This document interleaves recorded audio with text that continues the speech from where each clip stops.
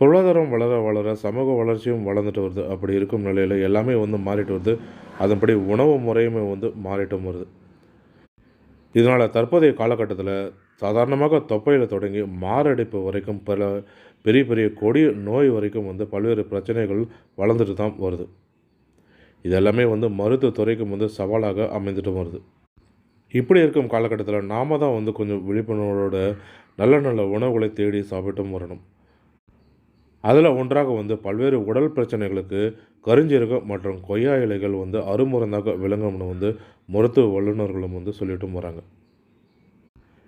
இரவில் கருஞ்சீரகம் வந்து தொடர்ந்து உட்கொண்டுட்டு வந்தால் சாதாரணமாக ஏற்படும் தொப்பையிலிருந்து பலவித நோய்கள் பெரிய பெரிய நோய்களிலிருந்து நம்ம காத்துக்கொள்ள முடியும்னு வந்து சொல்லப்படுது.